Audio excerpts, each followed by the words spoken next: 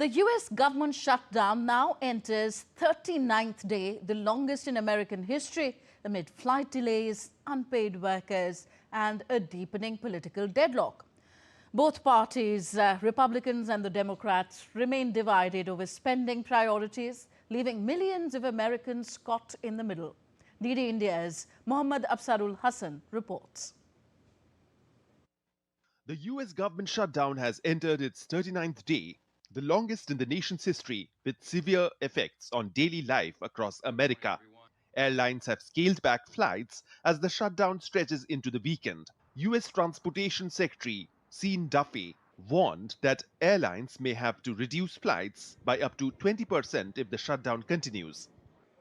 Across the country, air travelers are facing mounting disruptions, from delays to outright cancellations, as the shutdown begins to affect airline operations and safety staffing. Amid the record 38-day shutdown, travelers flying out of Texas encountered short lines at TCA checkpoints in Houston's George Bush International Airport.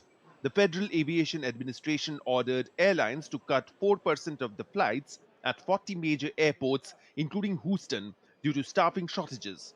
Officials say those cuts could rise to 10% by November 14th. President Donald Trump says he doesn't know when the shutdown will end and again blamed Democrats for the impasse.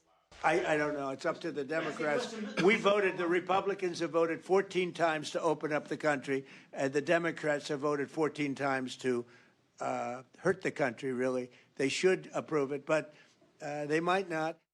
The president departed Washington, D.C. for Florida, where he is expected to spend the weekend at his Mar-a-Lago home, even as his administration faces the longest government shutdown in U.S. history. However, Trump urged the U.S. Senate to stay in Washington, D.C. until a deal is reached to end what he called the Democrat shutdown, as the longest government shutdown in U.S. history. Meanwhile, the U.S. Senate has rejected a bill that would have resumed pay for hundreds of thousands of federal workers. The measure fell short by 7 votes in the Republican-controlled chamber as both parties continue to clash over how to reopen the government. This is what's happening. People who are terrified of what's going on. So we have this moment in time. We're ready to work through the weekend. We hope our colleagues are as well. So let's get to the table. I hope the president comes and meets with us.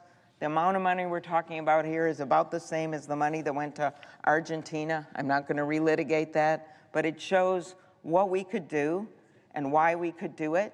So let's get it done. Are the Democrats deaf? Do they not hear from the people that they're putting in these situations? This is their shutdown. This is their Biden budget they're not voting for. They voted for this 4 times over the last 19 months, and now they won't because their far left wing tells them not to.